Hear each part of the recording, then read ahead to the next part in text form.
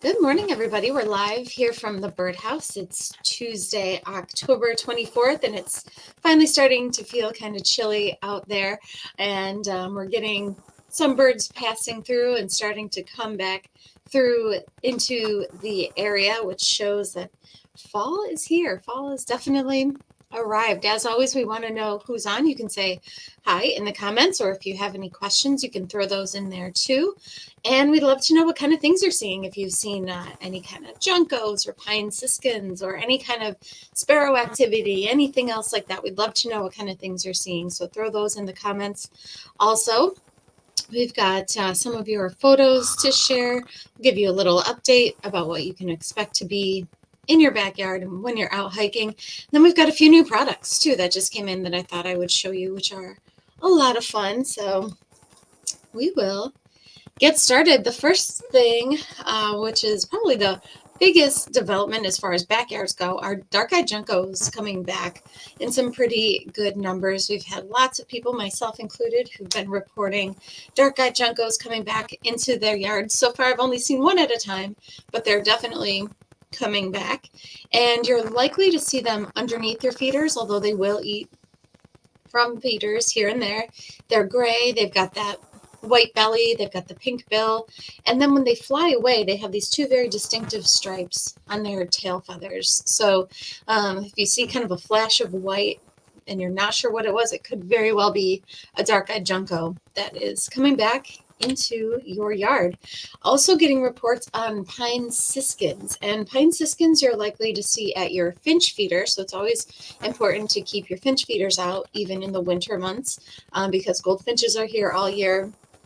And there's other birds that come through, like pine siskins and redpolls sometimes, that will eat from niger feeders. So pine siskins are pretty stripy, almost like a female house finch, a little bit smaller than the house finch. And they have a very pointed bill. And sometimes you can see on their feathers, they've got like a little yellowish wash on their feathers. It's hard to see it from this photo here, but that sharp bill is another thing that will differentiate them from some other birds. So pine siskins, people are starting to report more of them around as well. And as of yesterday, no reports of evening grosbeaks yet, but evening grosbeaks are known for having seasonal movements and pushes further south, and time will tell if we have any coming through the area this year, but we'll keep you posted if we do. No evening grosbeaks yet, but they do come to feeders. So they come to sunflower feeders. They will eat safflower, sunflower hearts, and they like something with a lot of perching room. So I'll show you some of the feeders coming up here that they really like to feed from. Also in that grosbeak family are pine grosbeak. This is another bird that will sometimes have seasonal pushes down south to our area. Sometimes we'll have a few around that you can see. They also do come to feeders here and there, although recently, in the most recent sightings of them, which were way early on in the year, around winter of last year, they were hanging around Webster Park, in the campground area over there. So not really at feeders, but they are known to come to them here and there. So same kind of feeders as the evening grosbeak would come to, or a cardinal. They like the sunflower seed. They like wide open perches, lots of perching room, because they are kind of a larger bird. And redpolls, we'll be on the lookout for redpolls as we get on into the season and as it gets into the winter. Redpolls have that red dot on the top of their head, and you're likely to see them at your finch feeders. That being said, they're pretty nimble too. If you've got any kind of pine tree or something like that in your backyard that has a lot of pine cones on it, they'll cling onto the pine cones and they'll eat from those as well. So be on the lookout for redpolls. No sightings yet, but we will keep you posted.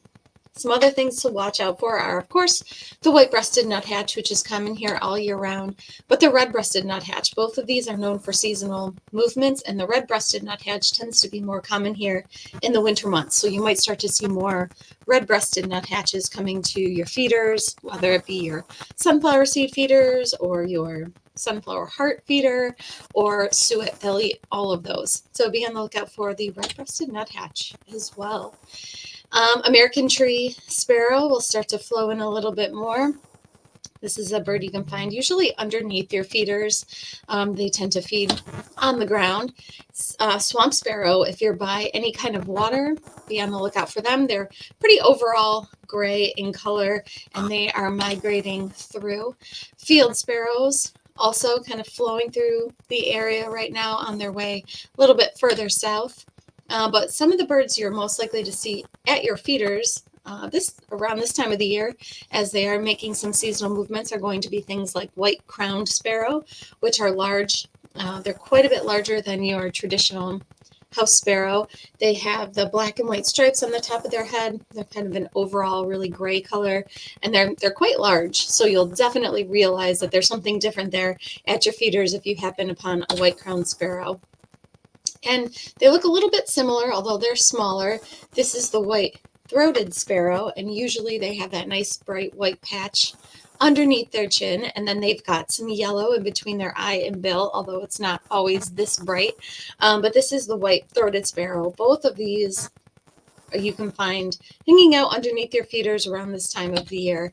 It's not uncommon at all. And song sparrow. Some people have some song sparrow hanging around as well. So they're really going to be going a little bit further south again for the winter. Not as common here in the cooler months, but some people are still reporting them around. And the fox sparrow, which is just like that white crown sparrow. It's quite large. It's significantly larger than your house sparrow, and it's very orange in color. It's like a chestnut kind of color, and they have what's kind of like a pot belly. They're sometimes described as, because they're nice and round. But these you might see again underneath your feeder or underneath if you have trees or shrubs in your yard. They tend to flick around kind of the leaf litter looking for things to eat, so they can sometimes be a little bit noisy when they're shuffling around. So that's the fox sparrow. And Carolina wren, I've still been hearing Carolina wrens singing their little hearts out in my backyard. They will stay all winter long. They'll come to suet. Sunflower hearts are a great way to attract them. Anything with mealworms in it, if you feed seed cakes or seed logs, the bugs, nuts, and fruit seed log is perfect for them. They absolutely love that flavor.